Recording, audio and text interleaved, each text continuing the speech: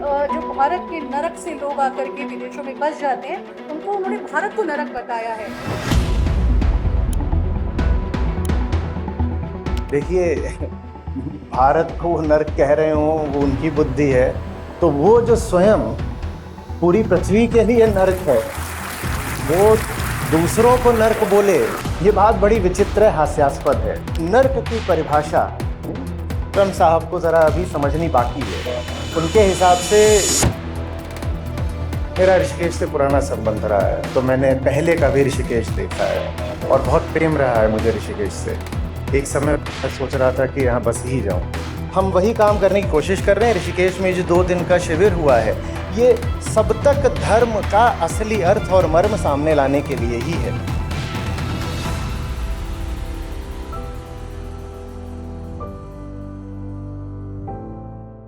आचार्य जी, tourism का रूप उत्तराखंड में पूरी तरह से बदल रहा है। यात्रा यात्रा न रह के पर्यटन का एक हिस्सा बन गई, क्या कहना चाहिए? देखिए, अहंकार का पेट बहुत बड़ा होता है, वो सब कुछ खा जाना चाहता है। तो जो साधारण चीजें दुनिया की होती हैं, शरीर, पैसा, इज्जत, घर, गाड़ी, वो उनका तो उपभोग करता ही है। वो इतना दुस्साहसी हो जाता है कि वो तीर्थों को, धर्म को, जो उच्चतम है उसको, यहाँ तक कि सत्य को भी खा जाना चाहता है। तो इसमें हमें कोई बहुत आश्चर्य नहीं होना चाहिए अगर हम पाए कि पर्यटन के नाम पर या तीर्थाटन के नाम पर अहंकार बस किसी तरह अपने आप को तृप्त करने की कोशिश कर रहा है। वो तृप्ति उसको मिलेगी नहीं। हाँ, इतना जरूर होगा कि पर्वत सारे बंजर हो जाएंगे, नदियां हमारी बह जाएंगी और वो जितना विनाश कर सकता है कर लेगा। लाभ इसमें किसी को कुछ नहीं होना है। महाराज जी, ऋषिकेश को देश की जगह अब पर्यटन नगरी बनाया जा रहा है। जगह जगह पर शराब का सेवन किया जा रहा है, मांस मदिरा का सेवन किया जा रहा है, क्या कहेंगे? देखिए, जो अब यहाँ होने लग गया है पिछले 8-10 सालों में, मेरा ऋषिकेश से पुराना संबंध रहा है, तो मैंने पहले का भी ऋषिकेश देखा है और बहुत प्रेम रहा है मुझे ऋषिकेश से। एक समय मैं सोच रहा था कि यहाँ बस ही जाऊं। जो यहाँ होने लग गया है वो कोई नई चीज तो है नहीं ना। वो वही है जो पूरे देश में, पूरी दुनिया में चल ही रहा है। क्योंकि वो सब पूरे देश दुनिया में चलता ही रहा है हमेशा से, इसीलिए ऋषिकेश की अहमियत थी, महत्व था कि यहाँ कुछ अलग होने की संभावना है, कि ये एक वो जगह है जहां पर आकर के अहंकार और ज्यादा उपभोग नहीं करता है, बल्कि घटने की नीयत से प्रयास करता है। यही महत्व था ऋषिकेश का, यही यहाँ पर विशिष्टता थी। अब वो विशिष्टता भी हम हटा देना चाहते हैं, तो फिर कोई संभावना भी नहीं बचेगी। हमें ये देखना है कि जैसे समझिए कि एक घर है जहाँ खाने के लिए बहुत विषैली चीजें रखी हो, मादक पदार्थ रखे हो, सब कुछ रखा हो जो व्यक्ति को बीमार बर्बाद ही कर देता है। उसी घर में एक कोना है, दवाइयां भी रखी हैं, और आप उन दवाइयों को बाहर फेंक करके वहां भी जहरीली चीजें और घातक चीजें रख रहे हैं। तो फिर हम क्या करना चाहते हैं अपने साथ, ये स्पष्ट ही है। महाराज जी, अभी जैसे काफी संख्या में यहाँ पे युवा और एक चीज बहुत ज्यादा समाज में देखने को आ रही है, नैतिकता को। जैसे कि हमारे देश में राम ने जहाँ मर्यादा की बात सिखाई थी, तो कृष्ण ने पूरे सृष्टि को हम मानते हैं कि प्रेम क्या होता है ये सिखाई थी। राधा ने श्री कृष्ण से प्रेम किया, मीरा ने प्रेम किया, लेकिन राधा ने श्री कृष्ण से प्रेम किया, श्री कृष्ण से शादी नहीं। और आज का युवा हम देखते हैं कि वो प्रेम को मानता है, प्रेम होता है शादी होता है। लेकिन कुछ समय बाद देखते हैं कि जो लोग प्रेम के बाद शादी करते हैं उनमें अनबन होने लगती है। हम पत्रकार लोग कब समय से देख रहे हैं कि ऐसी घटनाएं हम कवरेज भी करते हैं, किसी ने उसका मर्डर कर दिया या बहुत सारी ऐसी घटनाएं हो रही है। प्रेम और शादी में कितना अंतर है, क्योंकि कुछ और ये कि जो अभी मैं देख रहा हूँ उस वक्त, तो प्रेम और शादी इस तरह से देखते हैं युवाओं को कोई संदेश जो नैतिकता को लेकर। देखिए, जिसको हम प्रेम कहते हैं वो प्रेम है नहीं, वो अधिकांशतः बस शारीरिक आकर्षण है, जिसका आकर्षित होने वाले को पता भी नहीं होता। जैसे लोहा चुंबक की ओर खिंच जाए वो वैसे चला जाता है। हाँ, एक रीत रही है कि उसको प्रेम का नाम दे दो, तो आप उसको नाम प्रेम का दे देते हो, वो प्रेम है नहीं। और जहाँ तक शादी की बात है, दो व्यक्ति साथ रहने का फैसला करते हैं, उस संगति के निर्णय में जो पवित्रता होनी चाहिए, वो विवाह के निर्णय में कहीं दिखाई नहीं देती, चाहे वो प्रेम विवाह हो और चाहे वो आयोजित विवाह हो। और इन सब के मूल में बात यही है कि व्यक्ति जब स्वयं को ही नहीं जानता तो उसे ये कैसे पता कि मेरे लिए किसकी संगति उचित है। वो तो फिर यही करता है कि जब एक उम्र आ गई, इतने साल के हो गए, तो उसको लगता है कि अब मेरे पास विपरीत लिंग का कोई होना चाहिए, और वो उसकी तरफ खिंचा चला जाता है। जैसे उसके संस्कार रहे हैं, जैसे उसकी कंडीशनिंग रही है, उसके हिसाब से वो किसी को चुन लेता है। उसमें बहुत बार तो काफी व्यवसायिक किस्म के सौदे भी होते हैं। ये लड़के की नौकरी कैसी है, लड़की दिखने में कैसी है, जात पात का मिलान कैसा है, दहेज कितना मिलेगा, भाई बहन कितने हैं, संपत्ति कितनों में बंटनी है, ये सब होता है। इसमें पवित्रता कहाँ है? इसमें कुछ भी ऐसा कहाँ है जो साधारण अहंकार के स्पर्श से अछूता हो? बल्कि ये कहना भी थोड़ा अटपटा लगेगा, लेकिन अनुचित नहीं होगा कि जिसको हम प्रेम कहते हैं और उसके बाद जिसको हम विवाह कहते हैं, वो अहंकार की विकृतियों का सबसे भयावह और कुत्सित रूप भी हो सकता है। होना चाहिए वो एक पवित्रता का संबंध, लेकिन उसमें पवित्रता कहीं शेष दिखती नहीं है। उसमें उसमें अज्ञान है, उसमें अंधेरा है, उसमें खोखला आकर्षण है, और उसमें लेन देन है। एक मैं क्वेश्चन पूछ लूं। एक आज डोनाल्ड ट्रंप जी ने एक स्टेटमेंट दिया है कि जो भारत के नरक से लोग आकर के विदेशों में बस जाते हैं, उनको उन्होंने भारत को नरक बताया है। ठीक है, एक बहुत बड़ी बात। और उसी वही भारत अमेरिका को लेकर के बहुत पॉजिटिव है। क्या कहिए, क्योंकि जेनजी और मिलेनियर जो लोग हैं अब, वो जनरेशन है, और आपके साथ तो मुझे लगता है जेनजी बहुत ज्यादा है, यंग जनरेशन है। क्या कहेंगे इस पे? देखिए, भारत को नर्क कह रहे हो वो उनकी बुद्धि है, लेकिन इस वक्त पूरी पृथ्वी का जो नर्क है, वो साधारण दर्शन है और उपभोक्तावाद है, जिसका सबसे बड़ा प्रतीक और प्रतिनिधि अमेरिका खुद है। तो वो जो स्वयं पूरी पृथ्वी के लिए नर्क है, वो दूसरों को नर्क बोले, ये बात बड़ी विचित्र है, हास्यास्पद है। आज अगर ये पूरी पृथ्वी ही विनाश की कगार पर खड़ी हुई है, तो उसका जिम्मेदार भारत नहीं है, उसका जिम्मेदार अमेरिका स्वयं है। और अमेरिका से प्रेरित जो दर्शन निकला है कि happiness is the goal of life, और तुमको खुशी मिल जाएगी और ज्यादा कंजम्पशन, उपभोग करके, उसको तो अमेरिका को तो नाम ही दिया गया है द बिग एप्पल, जहां जा करके सब और ज्यादा नोचना खसोटना चाहते हैं, क्योंकि वहां बात ही यही चलती है। तो नर्क की परिभाषा ट्रम्प साहब को जरा अभी समझनी बाकी है। उनके हिसाब से जहां पर दूसरों से लूटी गई संपदा मौजूद हो, वो स्वर्ग होता है। भारत सरकार को कुछ सोचना चाहिए इससे कि जो अपने इतने प्रगाढ़ संबंध लेकर के अमेरिका के साथ कदम से कदम मिला के चल रहा है, रूस तक को साइड कर दिया जो पुराना दोस्त हुआ करता था। देखिए, राजनीतिक मसले ऐसे नहीं चलते हैं। यहाँ बात वैसी नहीं होती है जैसी साधारण दो इंसानों में गली मोहल्लों में होती है कि आप किसी के साथ कदम से कदम मिलाकर चल रहे हो और आपने किसी को दुश्मन बना लिया है। ये सब जो राजनीति कूटनीति होती है, इसमें तो मामला अवसरवाद का होता है। इसमें ऊपर ऊपर दिखाया कुछ और जाता है, नीचे नीचे सब अपना स्वार्थ सिद्ध करने की कोशिश कर रहे होते हैं। तो बेहतर, ज्यादा सम्यक सवाल ये होगा कि भारत राष्ट्र दूसरे देशों से अपने संबंधों में जो चाह रहा है, जो हमने उद्देश्य रखे हैं, चाहे वो अमेरिका से अपने संबंधों के उद्देश्य हो, और चाहे रूस से हमारे संबंधों के उद्देश्य हो, और चाहे चीन, चाहे पाकिस्तान, किसी से भी, क्या हमको पता भी है कि हमारा वास्तविक हित कहाँ पर है? क्या हमको ये पता भी है? अगर हमें ये पता होगा तो फिर उसके बाद कूटनीति आ जाती है, डिप्लोमेसी आ जाती है, फिर डिप्लोमेसी अपना काम कर लेगी। पर डिप्लोमेसी भी एक दिशा मांगती है ना, वो दिशा तो बोध से, विजडम से ही आ सकती है। वो ज्यादा बड़ा प्रश्न है कि क्या आज हमारे पास वो राष्ट्रीय बोध, वो राष्ट्रीय चेतना है जो सचमुच जान पाए कि भारत राष्ट्र का असली हित कहाँ पर है। आचार्य जी, जिससे चारधाम यात्रा हो रही है और ज्यादातर आपको यूथ सुनता है, और यूथ जो है उसमें सिर्फ यात्रा को यात्रा ना समझ के सिर्फ फेसबुक के लिए रील्स के लिए समझा गया है। तो मैं चाहती हूँ कि आप यूथ को कुछ और शब्द केदारनाथ में कहेंगे। 2 दिन में 1,24,000 जी। लोग पहुंच चुके हैं।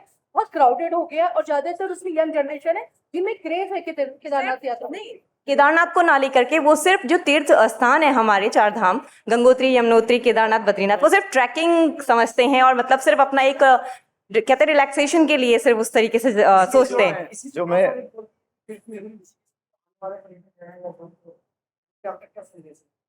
हाँ, सभी के लिए तीनों प्रश्न एक ही दिशा हाँ से। जी बिल्कुल।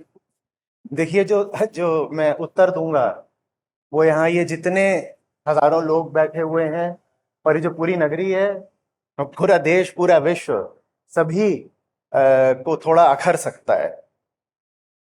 वही तो कर रहा है ना युवा, जो उसे धर्म के नाम पर हमने सिखाया है। हमने उसको बोल दिया कि धर्म एक पहचान होती है, एक आइडेंटिटी होती है।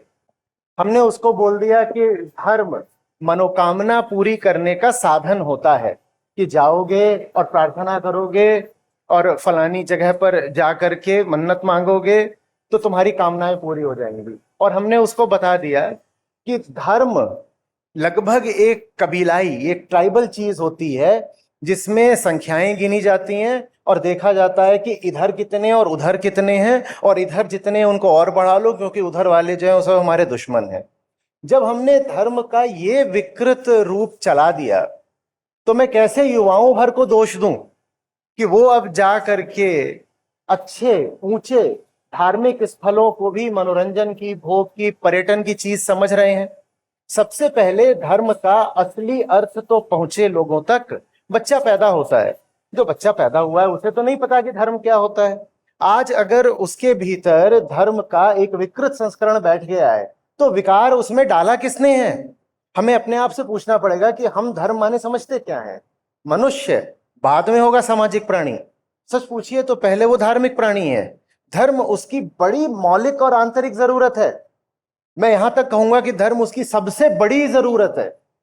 और उसी धर्म का हमने जो सबसे अटपटा, व्यर्थ, विकृत, घिनौना अर्थ हो सकता है वो हमने युवाओं तक पहुंचा दिया। लोग निकल रहे हैं, वो जिनका देख करके दिख जाता है कि इनका कोई रिश्ता नहीं होगा धर्म से, वो धार्मिक बने घूम रहे हैं। और इस बात को हमारा समाज प्रोत्साहित कर रहा है। धर्म के नाम पर हम बहुत सारा अतीत का कचरा ढोना चाहते हैं, जबकि अतीत में हीरे मोती भी हैं। उन हीरे मोतियों की ओर हम देखना नहीं चाहते।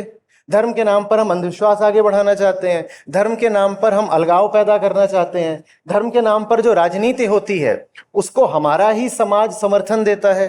जब इतना कुछ चल रहा है एक युवा के इर्द गिर्द, तो मुझे बताइए कि मैं जेनजी को या युवा को ही कैसे दोष दे दूं कि अब इन्होंने आकर के, चाहे वो ऋषिकेश हो, चाहे बद्री केदार हो, वहां जाकर के अब ये गंदगी मचाते हैं और अश्लीलता भी करते हैं। फूहड़ गाने चल रहे हैं। राफ्टिंग जब हो रही होती है तो वहां जाकर देखिए कि क्या हो रहा होता है। बड़ा भद्दा होता है और बड़ा दुख होता है।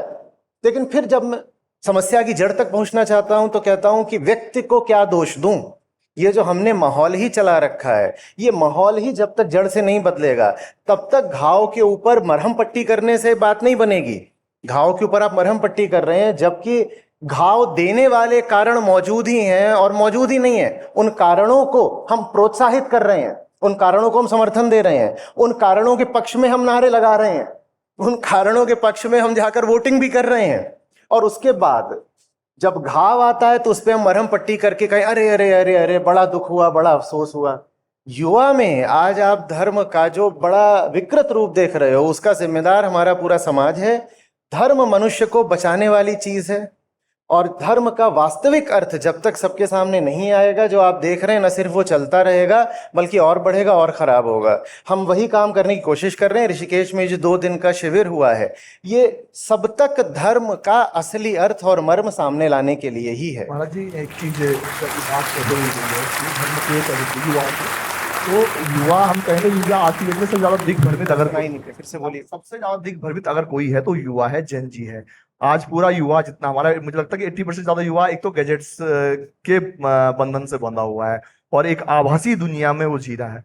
दूसरी बात, धर्म की भी बात करें तो धर्म को लेकर भी सबसे ज्यादा भ्रमित हुई है। धर्म का मतलब ही उग्रता हो गया है, केवल सिर्फ और सिर्फ कट्टरपंथ। आप कभी अभी जो भी रील आती है, धर्म का मतलब मारपीट, चाहे वो कोई भी हो।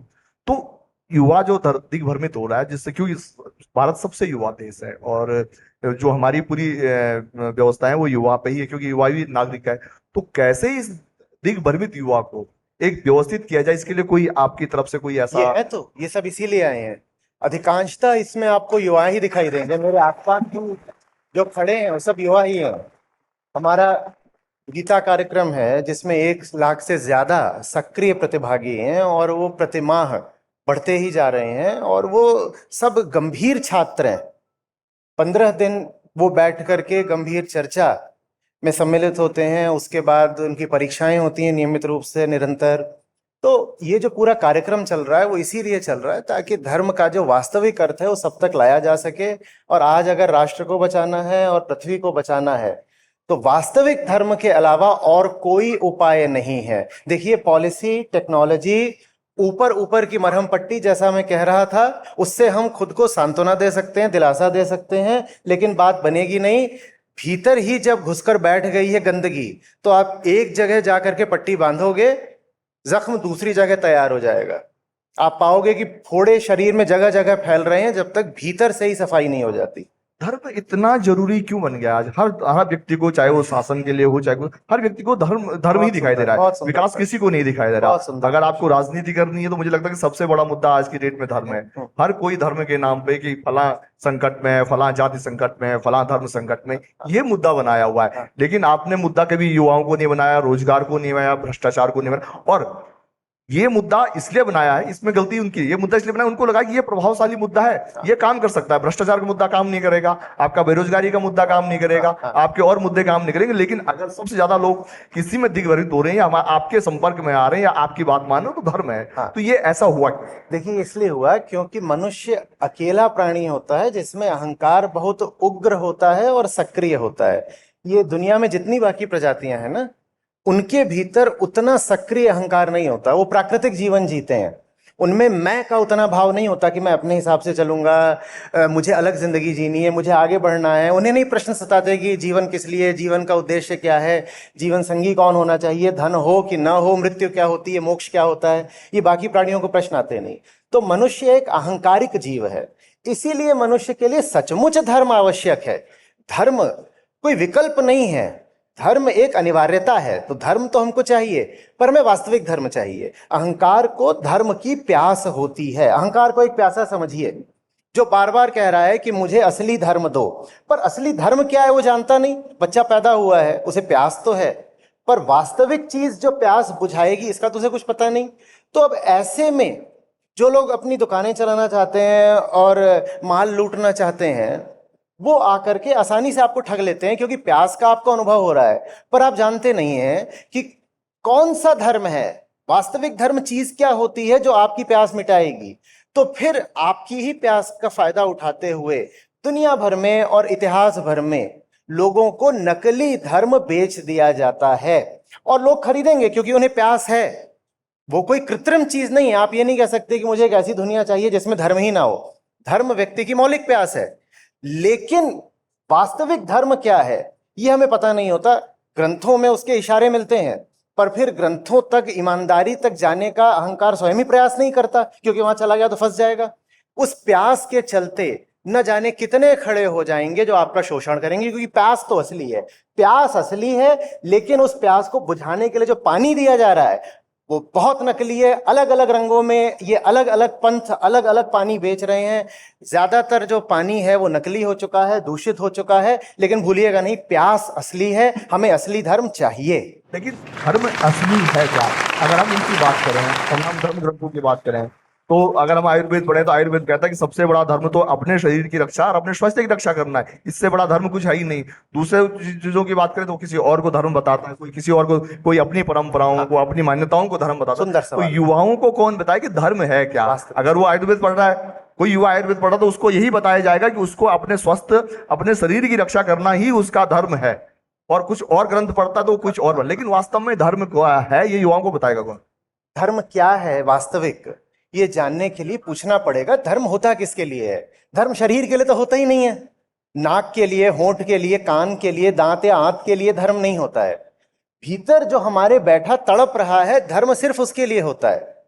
धर्म का पूरा क्षेत्र सिर्फ और सिर्फ भीतर जो अहंकार है, ईगो है, उसको शांति, तृप्ति और अंततः विलोप देने के लिए है। धर्म शारीरिक नहीं होता, धर्म मानसिक भी नहीं होता। धर्म सिर्फ और सिर्फ उसके लिए होता है जो भीतर बैठकर पूछता है मैं हूं कौन, मैं कहां से आ गया, ये जीवन क्या है, इसको जीना कैसे है, मैं क्या मृत्यु के बाद बचूंगा, अगर बचूंगा तो मेरा क्या होगा, और यदि नहीं बचूंगा मृत्यु के बाद तो जीवन क्या सिर्फ भोग के लिए मिला है मुझको। धर्म उसके लिए है। चूंकि धर्म उसके लिए, तो वहीं से स्पष्ट हो जाता है कि वास्तविक धर्म क्या है। वास्तविक धर्म है उसी को जानना जो तड़प रहा है। वो तड़प ही इसीलिए रहा है क्योंकि वो स्वयं को नहीं जानता। चूंकि वो स्वयं को नहीं जानता, लेकिन अपनी पीड़ा को अनुभव करता है, जानता नहीं है पर अनुभव करता है, तो इसीलिए दुनिया के बाजार में उसको जो कुछ मिलता है वो उसकी ओर लपकता है। इस चक्कर में वो ठगा भी जाता है और इस चक्कर में वो धूर्तता और हिंसा स्वयं भी करता है। यहाँ भी तो भिन्नता है सर। मैं जैसे अब हम उसकी बात करें, हम धर्म ग्रंथों की बात करो तो वहाँ नैतिकता की बात की जाती है। हम ओशो पढ़े तो ओशो कहते हैं कि भाई ओशो कहते हैं कि आपका अगर कोई कहता है आपको कि आप किसी से फिजिकल रिलेशन बनाना, संभोग करना ये अनैतिक है, गलत है, तो प्रभु से पूछो कि ये गुण भी तो आप ही ने हमको दिया, अगर आपने दिया तो ये गलत कैसे हो सकता है। एक तरफ धर्म कहता है ये अनैतिक है और एक तरफ ओशो कहते हैं कि ये नैतिक, ये धर्म भी ऊपर, ये गुण भी आपको ऊपर वाले ने दिया, इसका पालन भी करना चाहिए। तो सारी चीजें अलग अलग है, आदमी कहाँ भटकेगा। देखिए, धर्म का प्राथमिक संबंध, पहला संबंध, केंद्रीय संबंध, बाकी बातें पारिधिक हैं, दूर की हैं, पर धर्म का जो पहला संबंध है वो दुनियादारी से नहीं है, नैतिकता से नहीं है, सामाजिकता से नहीं है, रीति रिवाज से नहीं है, ऊपर वाले से भी नहीं है। धर्म का पहला संबंध अंदर वाले से है, क्योंकि जो तड़प रहा है वो अंदर है, ऊपर नहीं। ये बड़ी भ्रांति है कि धर्म का केंद्रीय संबंध किसी बाहरी शक्ति या सत्ता से है। धर्म शुरुआत होता है हमारी अपनी वेदना से। वेदों का नाम दो जगह से आता है और दोनों ही जगह से उपयुक्त है बहुत। जानना और पीड़ा में रहना, दोनों ही विद धातु में निहित हैं। तो धर्म की शुरुआत हमारे भीतर की बेचैनी से और खलबली से होती है। धर्म को वहां जाकर के पूछना है कि क्या है, क्यों है, और इसको मिटाने के लिए किधर को जाऊं। क्या रिश्ता बनाने से, विवाह से या संभोग वगैरह जो आप कह रहे हैं, उससे मेरी बेचैनी मिट जाएगी? और ईमानदारी से जब ये प्रश्न पूछा जाता है और जिंदगी का अवलोकन किया जाता है तो पता चलता है नहीं। तो ये सब भी अंधविश्वास ही है कि धर्म के नाम पर आप बातें करें संबंधों की, संभोग की, या ऊपरी शक्तियों की, या प्रथाओं की, या अपने कुनबे की, या अपने पंथ की। धर्म का इनसे बहुत बाद में लेना देना होता है। हम अगर उसी की करें तो रावण ने भी अपने अंदर की बात सुनी थी। राम ने उसकी बहन की नाक काट दी, उसके अंदर तड़प उठी कि मेरी बहन का अपमान हुआ है। गलती राम और लक्ष्मण की ओर से शुरू हुई थी। लक्ष्मण ने सुपनखा की नाक काटी, उसका जो बदला लिया, अपनी बहन की अपमान का बदला रावण को लेना था, ये धर्म कहता है। लेकिन बाद में धर्म ऐसा कुछ नहीं कहता है। ये अब हर कोई मानता है। अरे आपके मानने से थोड़ी धर्म हो जाएगा। तो फिर किसके मानने से? अगर हमारे मानने से धर्म नहीं है तो आपके मानने से मैं आपकी क्यों मानूं? समझिए, मैं आपकी क्यों बने? किसी सुनिए, पहले मैं पूरी बात करने दीजिए। आपने कहा कि आपके मानने से नहीं होता है, तो भाई मैं दूसरे क्यों, मैं अपनी नहीं मान रहा हूं। जो आप कह रहे हैं कि अपनी तड़प अंदर, मैं अपने अंदर की तड़प नहीं मान रहा, तो मैं दूसरे के अंदर की तड़प क्यों मानूं? मैं वही कह रहा हूं। महोदय गलती वहां से हुई। सुनिए, धर्म ना अपनी मानने का होता है ना दूसरे की मानने का होता है। अरे तो रुकेंगे तो बोलूंगा। एक तीसरा विकल्प होता है जो आपके जहन में आ ही नहीं रहा है। धर्म होता है उसको जानना जो अपनी बात मानने को या दूसरे की बात मानने को या तो बड़ा उत्सुक है या बड़ा विरोध में है। उसको जानने को धर्म कहते हैं। अपनी बात मान लेना भी धर्म नहीं है और दूसरे की बात भी मान लेना धर्म नहीं है। किसी भी बात को मान लेना धर्म नहीं है। भीतर जो तैयार बैठा है या तो कुछ मानने को या कुछ ठुकराने को, उसको जानना, उसके समक्ष खड़े हो जाना, उसका साक्षात्कार कर लेना, ये धर्म है।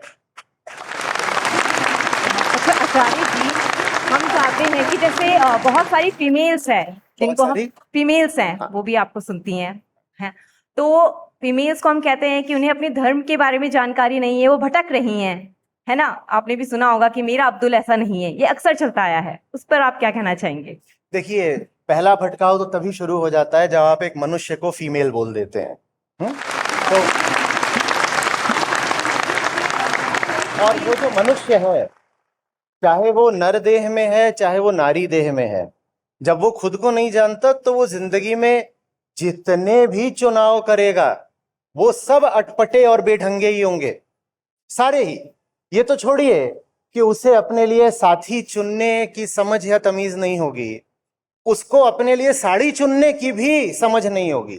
उसको ये नहीं पता होगा कि मैं अगर आभूषण पहन रही हूं तो क्यों पहन रही हूं, मैं अगर कुछ यहाँ परिधान या प्रसाधन लगा रही हूं तो क्यों लगा रही हूं। उससे पूछिए कि तूने ये सब क्यों किया, वो नहीं बता पाएगी। बात बस नारी की नहीं है, बात सब मनुष्यों की है, नर भी उसमें शामिल है। जब मुझे नहीं पता कि भाई मैं कैसे जीऊं, ये जिंदगी चीज क्या होती है, तो उसके बाद जिस दिशा में ही कुछ रोशनी, कुछ चकाचौंध, कुछ वादा, कुछ आकर्षण दिखेगा, मैं उधर कोई खिंचा चला जाऊंगा, और यही चारों तरफ होता है। लेकिन जब ऐसी हरकतें सामाजिक मान्यता के अनुकूल होती हैं तो हम पर फर्क नहीं पड़ता, हम कहते हैं चलो जो चल रहा है वो तो साधारण सी बात है, हर घर में यही चल रहा है। पर वही अज्ञान का खेल जब सामाजिक मान्यता के प्रतिकूल जाने लगता है तो हमको लगता है कि अरे कुछ विचित्र हो गया, कुछ भयानक हो गया, इसको रोको। बिल्कुल रोको, लेकिन जड़ से रोको। इन सब बातों की जड़ में अज्ञान बैठा हुआ है, और वो अज्ञान किसी लिंग को देख करके नहीं आता, वो मनुष्य मात्र की चेतना का अज्ञान है, और उसी को हटाने के लिए नाम है धर्म।